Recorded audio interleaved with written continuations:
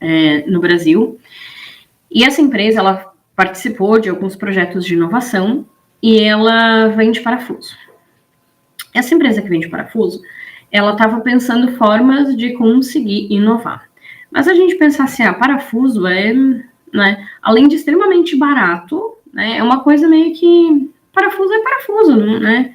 Não tem grande valor. Como é que eu vou agregar valor num parafuso? O que eu vou fazer? O parafuso, eu vou fazer o quê, né? Então, eles pensaram em várias coisas. Uma das formas que eles aumentaram a receita, né, que foi uma inovação, foi vender junto com o parafuso outros utensílios que se usavam. Quem comprava aquele parafuso, e não era qualquer parafuso, ele era um parafuso naval, se eu não me engano, parafusos mais específicos para uma indústria mais específica. Então, eles revendiam para indústrias, né? Então, assim, ele começou a vender junto com outros utensílios. Então, a pessoa comprava o parafuso, né? O comprador da indústria tal, comprava o parafuso com as outras coisas junto. Então, aumentaram. Isso é uma inovação incremental, nada demais. Mas eles criaram o setor de P&D na empresa, pensaram, e acharam um gap do mercado, uma lacuna, e eles começaram a investir nisso. Então, eles descobriram que não existia no Brasil parafusos navais eletrônicos.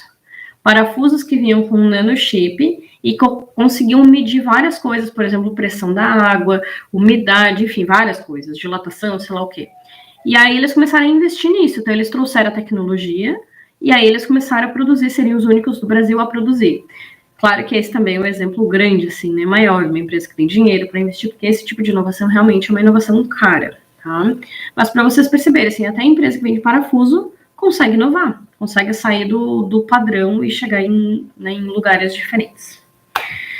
Feito isso, já expliquei o que é inovação, os tipos de inovação. Agora eu queria dizer coisas importantes para vocês começarem a planejar a inovação nos negócios de vocês. A inovação, primeiro ponto, ela tem que estar extremamente alinhada aos valores da empresa, ao objetivo do teu negócio e principalmente ao propósito. Tem que ter a ver com vocês, né, com a empresa de vocês. Eu não posso sair inovando com coisas aleatórias, assim, eu vi isso aqui lá em tal lugar e vou fazer igual. Pode ser que dê ruim. A inovação já é um risco, né? A inovação por si só é um risco. Mas, se eu não faço de maneira estratégica, ela pode virar uma invenção, então pode dar ruim. Então, o que é fazer uma inovação de maneira estratégica? Ela tem que estar alinhada com os valores e com os objetivos da empresa. Vou contar para vocês um exemplo de inovação furada que aconteceu na pastelaria. Já dei esse exemplo em alguns outros vídeos, assim. Mas o James, ele ficava muito ansioso, porque a gente vende pastel é lanche. E na hora do almoço, a gente abre já de manhã, né? E na hora do almoço, a gente perde não. As pessoas não entram tanto para comer pastel como entram para comer comida no restaurante, é óbvio. E a James vendo aquilo, na cabeça dele, ele pensa, tô perdendo dinheiro. Aí o que ele inventou? Eu não tava com ele nessa época, tá, gente? Se eu tivesse, eu já tinha enfiado a mão na cara dele e não tinha deixado. Mas, o que ele teve a brilhante ideia? Vou inovar, já que eu não estou atraindo cliente, eu vou fazer uma coisa diferente, porque eu vou atrair. Aí ele foi lá e resolveu montar um buffet de comida dentro da pastelaria. Eu era cliente dele e eu fui almoçar lá. A comida não era ruim, mas era uma comida normal, não tinha nada demais. Então é uma inovação para ficar igual aos outros e não diferente, né? A inovação é justamente para te trazer um diferencial e não foi ele. Na verdade, ele tentou trazer um produto novo para, digamos assim, usar um pouquinho aquele público que estava ali, sabe? Não era o público dele, porque quem come comida não quer comer lanche. Quando eu quero comer lanche, por exemplo, né? Mas se eu quero comer comida, eu quero comer comida, então não era o público dele. E ele acabou montando a cozinha, ele perdeu margem, porque como ele montou a cozinha, ele começou a trabalhar com comida barata, diferente do pastel, que é um lanche que ele tem um valor agregado mais alto, e ainda o nosso pastel é bem inovador, porque é um buffet de pastel, não tem pastel pronto, né? A pessoa monta os recheios. Então ele começou a botar comida, trouxe um público que não era público dele. Como ele tinha muita concorrência, ele começou a cobrar barato, porque ele não podia botar uma comida cara, senão as pessoas também não iam entrar. Como ele não tinha grande know-how com comida e produção, muita coisa sobrava, ele não tinha noção de quantidade, ele perdia muita comida. No fim das contas, o dinheiro que ele ganhou com o volume, provavelmente ele perdeu, porque foi um projeto que ele não conseguiu levar adiante, tá?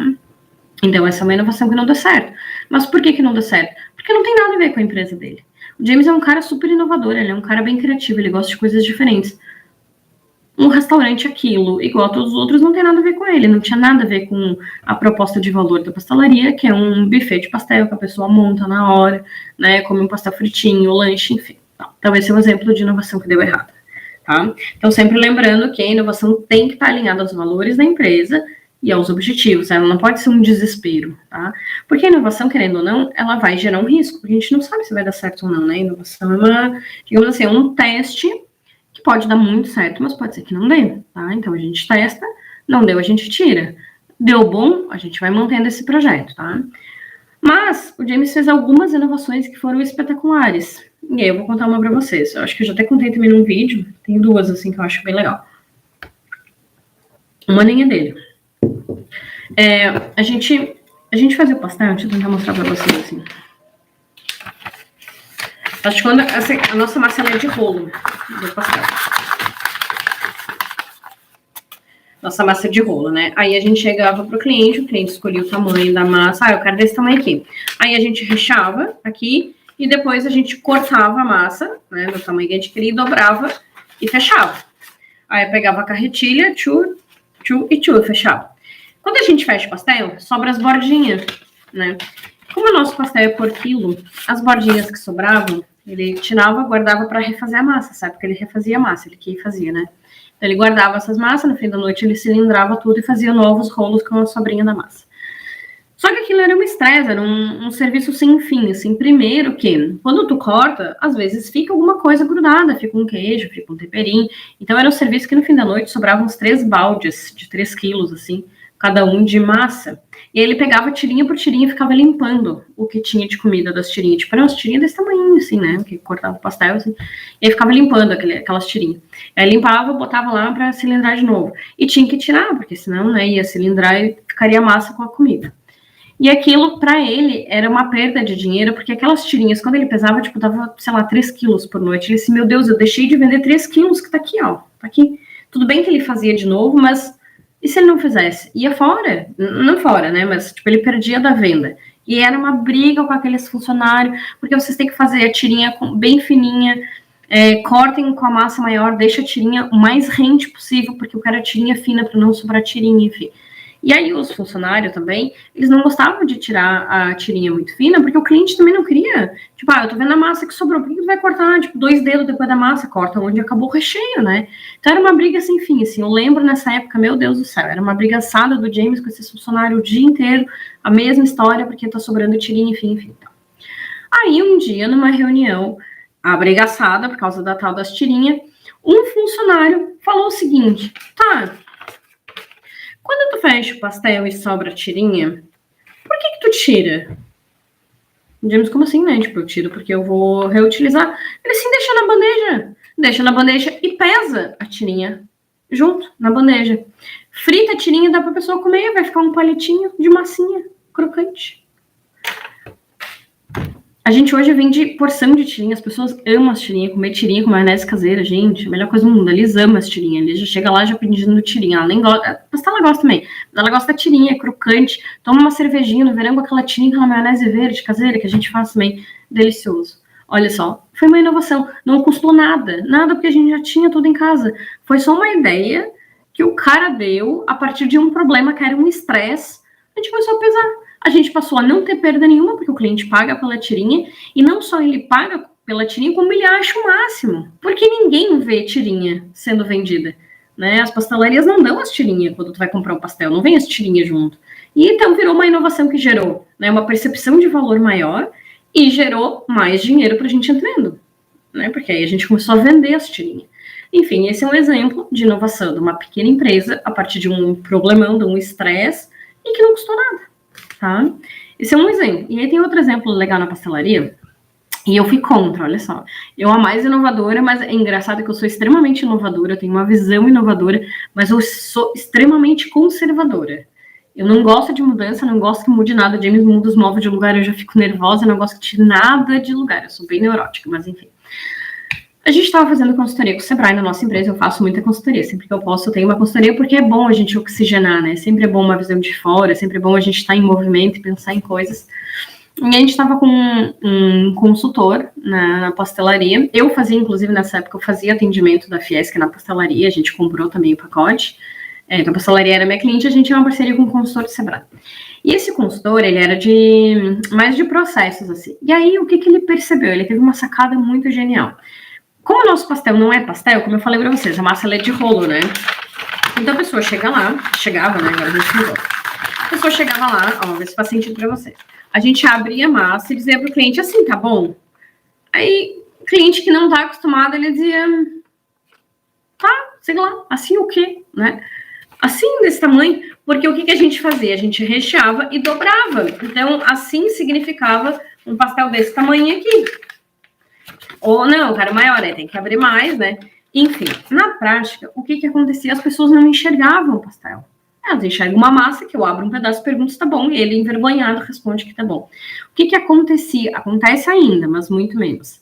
A gente tem uma grande desistência das pessoas quando entram pela primeira vez, porque gera um desconforto, as pessoas não entendem. Porque ela chega, ela quer comer um pastel, ela entra, é um buffet cheio de recheios, assim, ela fica olhando e tipo, não tá entendendo, como assim eu só queria um pastel? E outra coisa importante, as pessoas, elas têm uma certa dificuldade de escolher. Quanto mais opção a gente dá, mais difícil fica. Então, dica para vocês, se vocês têm muita opção para o cliente, não deem. O cliente não gosta de escolher. É uma ambiguidade. A gente adora o poder de escolha, mas a gente não gosta de escolher, tá? Isso é fato, assim, é comprovado. Os estudos provam que a gente tem muita dificuldade de conseguir tomar uma decisão. Enfim, aí então acontecia isso, as pessoas chegavam lá, ficavam desconfortáveis, vários iam embora, diziam que ia voltar outro dia, a pessoa não entendia como que aquilo virava um pastel. E o mais interessante também é que a pessoa, quando ela pedia no escuro, ela não tá entendendo. A gente entendia, mas a gente não estava entendendo que a pessoa não entendia. E várias vezes a gente fazia o pastel, a pessoa, né, a gente botava na balança para pesar, pastel cru ainda, a gente montava com ele, e aí ele pegava a bandeja e ia embora, assim, ele tá tão confuso, a pessoa tá tão confusa naquele processo de escolha, que a pessoa nem se deu conta que o pastel tá cru, cara, precisa fritar o pastel para poder comer, né? E aí esse consultor, vendo toda essa situação acontecendo na prática, ele falou assim, por que vocês não colocam tamanhos prontos? O nosso slogan é o pastel do seu jeito. Os valores nossos é que as pessoas tenham liberdade de fazer do jeito delas. O jeito delas é o melhor. A gente não impõe. Então, se eu quero um pastel de carne, não vem carne e ovo. Vem carne e Nutella. Por exemplo, eu tenho cliente que come carne moída com Nutella. E tá tudo certo. As pessoas, elas têm total liberdade de serem elas mesmas. A gente respeita todos os gostos. Então, nosso slogan é o pastel do seu jeito. E quem tá curioso... O nome da nossa pastelaria é desenrola.pastelaria, tá? No Instagram, ela é bem linda. Ok, dito isso, o nosso slogan é o pastel do seu jeito. Aí o consultor chegou e falou assim, vamos botar tamanho padrão? Aí eu quase morri. Não, eu não vou tirar o poder de escolha do meu cliente. Tipo, o nosso slogan é que o cara pode fazer do jeito dele. Já chegou gente lá e disse assim, vocês fazem pastel de metro? A gente faz.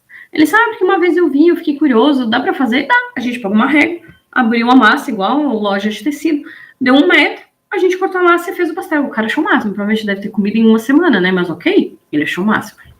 Então, tirar isso me gerou um mal-estar, não posso fazer isso. Ok, eu resistente, não gosto de mudanças, mas eu segurei a minha onda, o James adorou a ideia, e tá, beleza, vamos fazer isso. Como o James é muito caprichoso, e aí o consultor entendeu a minha angústia, que eu não queria tirar o poder de escolha, a gente colocou não tamanhos específicos, a gente botou sugestões de tamanho e criou tamanhos padrões. Mas quando a gente oferece para o cliente, a gente chega para ele e mostra, ó, tu escolhe a massa, porque a gente vende pastel, vende panqueca, vende crepioca, tipo um Subway da vida, escolhe o pão, e aí escolhe o tamanho. A gente tem sugestões, mas se tu quiser fazer maior, menor, no meio, tu pode, porque a massa é de rolo. E aí o James fez um mostruário, assim, do tamanho real do pastel. Ele fez de EVA, bem bonitinho, recortadinho, bem bonitinho. Do tamanho real. Então, cada tamanho tinha o tamanho real da nossa régua que a gente corta a massa. Com isso, a gente resolveu 2 problemas. O desconforto das pessoas, porque as pessoas não entendiam qual era o tamanho. Então, às vezes, as pessoas ficam confusas. Mas qual o tamanho que ele vai ficar? A gente fala exatamente nesse tamanho. Exatamente, é o tamanho real do pastel. E aí a pessoa consegue visualizar. E um segundo problema que acontecia, como o nosso pastel é de quilo, as pessoas se empolgam. Eu quero isso, eu quero aquilo, eu quero aquilo outro. E não tem limite, né? As pessoas podem botar tudo.